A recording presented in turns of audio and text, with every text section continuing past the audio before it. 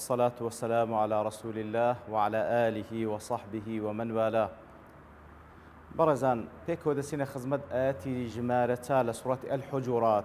بسم الله الرحمن الرحيم. إن الذين ينادونك من وراء الحجرات أكثرهم لا يعقلون. وتبي قمان يا رسول الله أوانيك ولدواي حجركان ولدوري حجركان بان قدكن زۆربەیان عەقلیان نییە.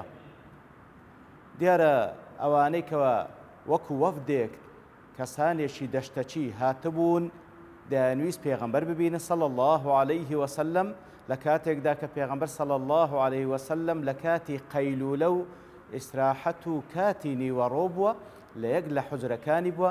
ئیتر ئەوانە سەبریان نەگرتیە بەڵکو لە دوورەوە بانگی پێغەمبەر دەکەن صلی الله عليه وسلم. خی گەوردە فەرمی ئەوانەیەکەوە لە دوورەوە بانگت دەکەن لە دووری حوجرەکانت بانگت دەکەن زۆربەیان لا یعقیلون. دیارە وەکو زانایان باز لە عەقڵ دەکەن.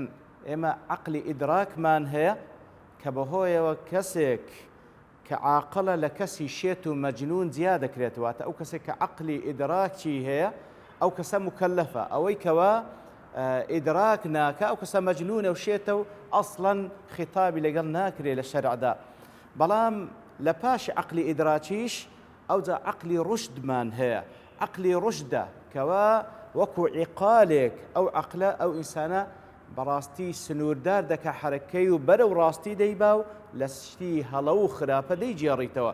ئیتر لێرە کە باسی لە عەقل کردیا زیاتر باز لە عەقلی ڕوشد دەکە و لە زۆربەی جێگایەکانش کەوا باز لە کەسانشی کافر و بێباوەڕ دەکات فەرمی ئەوانە عەقلیان نییە عەقلی ڕوشدیان نییە. ئەگەنا لەوانەیە لە عەقلی ئیدراک پرۆفیسۆر بن. ئیتر ئەوانەی کەوا لە دوورۆ بانگت دەکەن زۆربەیان لا یعقیلون. کەواتە بەڕاستی وەکو زانان دەفەرمون ئەدەب نواندن ئەوە نیشانەی تێرعەقلی ئەو کەسەیە والعەکس بالعەکس. و کاتێک کە دەفەرمی ئەکثەرهم لا یعقلون ئەوانەی کەوا لە دوورەوە بانگت دەکە بەدەنگێکی بەرز زۆربەیان عەقلی ڕوشدیان نییە. کەواتەوەش بەڵگەی لەسەر وەکو زانان دەفەرمون هەندێک جار هەیە کەسانێکی عاقلیش بەدوای کەسانێکی بێعەقڵ دەکەون و بەدوای ئەواندا دەڕۆن کەوا بەڕاستی ئەوەشیان عیبەیەکی گەورەیە.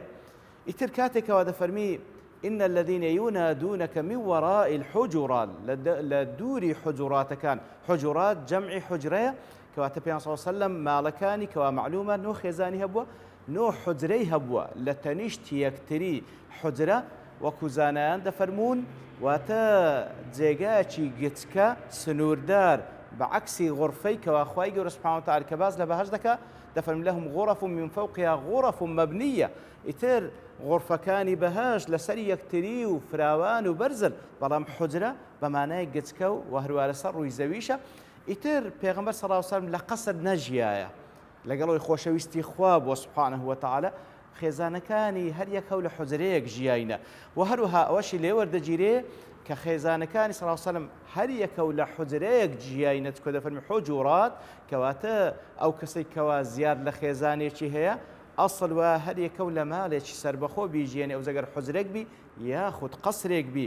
و هەروەها کاتێک کە دەفەرمی حجورات ئەوەشی لێ وەردەگیرێ کە ماڵەکانی پێ لە تەنیش یەکتری بووە کەواتە ئەو پیاوەی کەوا زیاتر لە خێزانێکێ با ماڵەکانی لە تەنیش یەکتری بن ئەگەر چی هەوەیەکانیش لەگەڵ یەکتری وەکو لە زمان عەرپیان گوترێت ضەڕە لەوانەیە زۆربەی حاڵەتەکان کە ئەسڵ وە وەکو خوشک بن بەڵام لەوانەیە غیریان لەگەڵ یەکتری بەڵام منداڵەکانیان بن نەتیجە هەمووی منداڵی یەک پیاوینە و پێویستە لێکدا نەبڕێن و سیلەی ڕەحم بەردەوام بی لە نێوانیان. ئیتر زۆر شتی تریش لەو ئاتە وەردەگیرێ ئەوەی کەوا گرنگە بەڕاستی ئەدەب نواندن بەرامبەر بە پێغەمبەر صلی الله علیه وسلم بانکردن لەگەڵ ئەدەب نواندن ناگونجێ. لێ خوای گەورە سبحانه وتعالى فەرمی زۆربەی ئەوانەی کەوا بانگت دەکەن لا یعقیلون وەکو گوتمان دیار هەندێک عاقلیشە بەگەر ئەو بێعەقلانە دەکەون لەو بارەیەوە. لۆی خوای گەورە سبحانه وتعالى لە دواتریش زیاتر لە ئاەتی دواتر ڕوونی دەکاتەوە.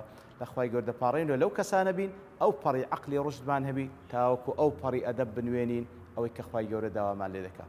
وصلى الله وسلم على نبينا محمد وعلى آله وصحبه أجمعين وآخر دعوانا أن الحمد لله رب العالمين.